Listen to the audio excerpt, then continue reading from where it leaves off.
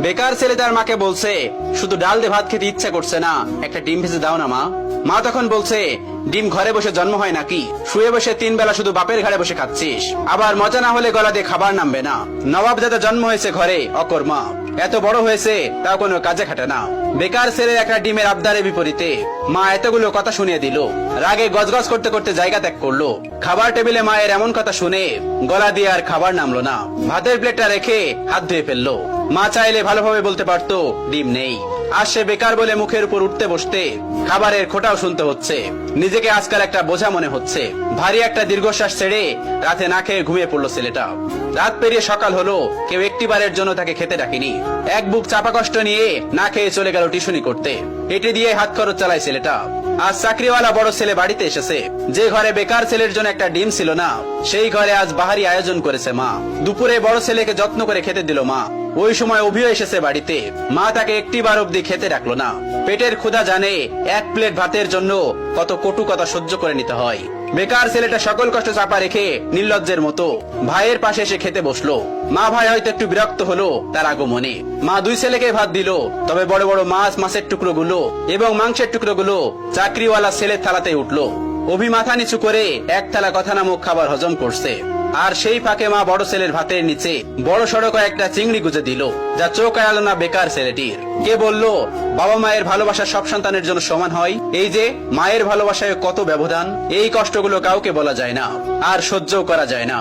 আজ তারও একটা চাকরি হলে মা তাকেও নিশ্চয়ই এভাবে এক্সট্রা খাতির যত্ন করত। কথায় কথায় মন্দ বলতো না। হঠাৎ চোখের কোনায় 2 ফোঁটা জল চিকচিক করছে ছেলেটার। সাথে সাথে খুব গোপনে তা লুকিয়ে প্লেটের ভাতগুলো চুপচাপ খেয়ে নিল। বিষণ্ণ মনটা নিয়ে শুয়েছে ছেলেটা কিছুক্ষণ। এরই মধ্যে মুঠোফোনটা বেজে উঠলো। তার প্রিয় মানুষটি ফোন দিয়েছে। তার প্রিয় মানুষটির ফোনের নামটা দেখে অভির মুখে হাসি ফুটে উঠলো। রিসিভ করার সাথে সাথে তার প্রিয় মানুষটি ব্যস্ত কণ্ঠে বলল, অভি, তোমার সাথে বিকাল 4টায় আমি দেখা করতে চাচ্ছি। আমি নদীর পাড়ে অপেক্ষা করছি তোমার জন্য। তুমি তাড়াতাড়ি চলে এসো, জরুরি কথা আছে। অভির হাসি মুখটা চুপসে গেল এক নিমিষেই। পকেটটা একেবারে শূন্য। টিউশনির টাকা পেতে এখনো 10 দিনের মতো লাগবে। নিজের কাছে গাড়ি ভাড়াটাও নেই। তবুও মৃত্যু হেসে তার প্রিয় মানুষটাকে বলল, ঠিক আছে, আমি আসছি। অভি সাথে সাথে রেডি হয়ে নিল। ভয়ে ভয়ে বাবার রুমে গিয়ে ভীতু কণ্ঠে বলল, আব্বা। বাবা তখন বললেন, হ কন সাহেব, গায়ে বাতাস লাগাতে যাচ্ছেন বুঝি? বাবার ঠেস মারা কথা গায়ে মাখলো না অভি, বরং অনুনয় করে বলল, আমাকে 100 টাকা দিবেন আব্বা, খুব আর্জেন্ট দরকার। বাবা তখন বলল, টাকা তো আর গাছে ধরে না যে তোকে ছিঁড়ে ছিঁড়ে দিব। নিজে কামাই করতে পারিস না? মানুষের ছোট ছোট পোলা বানো কত টাকা কামাই, পুরো সংসার চালাই, আর এত বড় দামড়া হয়েও বাপের কাছে টাকা চাও? এই লজ্জা করে না তোর? তুই সারাদিন গায়ে বাতাস লাগায় বেড়াবি, আর প্রত্যেক দিন তোর আমি টাকা দিব? অনেক তো বাসায় বাসায় খাওয়াইছি, আর না। তুই আমার সোজা সাপটা কথা শোন, আমি তো এত পকেট খরচ দিতে পারবো না। এখন থেকে নিজে নিজে ইনকাম করে খা, আর তা না পারলে আমার ঘর থেকে বাইর হয়ে যা। এত ঝামেলা আমার সহ্য হয় না, তুই আমার চোখের সামনে থেকে দূর হ। বাবার এতগুলো কথা শুনে ছেলেটার বুকটা মোচড় দিয়ে উঠলো। ভারী কয়েকটা দীর্ঘশ্বাস ফেলে নিঃশব্দে বের হয়ে আসলো ঘর থেকে। এদিকে প্রিয় মানুষটা বারবার কল দিয়ে তাকে তাড়া দিচ্ছে। নিজেকে সামলে নিল অভি। বাগান থেকে একটা গোলাপ ছিঁড়ে নিজের পকেটে রেখে দিল অভি। অতঃপর পায়ে হেঁটেই গেল যথার্থ স্থানে। প্রিয়তমা আগে এসে বসে আছে। অভিকে দেখে উঠে দাঁড়ালো এবং বিরক্ত কণ্ঠে বলল, এত দেরি করলে যে? জানো আমি কতক্ষণ ধরে বসে আছি? অভি তখন বলল, সরি আমার অনুরাগী, রাগ করো না আমার উপর, আসতে একটু দেরি হয়েছে। প্রিয়তমা তখন বলল, চুপ করো, চুপ করে থাকো, নিশ্চয় টাকা ছিল না? নিশ্চয় পায়ে হেঁটে এসেছো? অভি তখন মাথা নিচু করে ফেললো। প্রিয়তমা তার হাতে একটা কার্ড ধরিয়ে দিয়ে বলল, সারপ্রাইজ। ছেলেটা তখন বলল, কি এটা, কিসের কার্ড? তখন তার প্রিয়তমা তাকে বলল, এটা আমার বিয়ের কার্ড, ফার্স্ট আমি তোমাকেই দিলাম, এসো, কিন্তু তুমি কিন্তু একদমই মিস করবে না।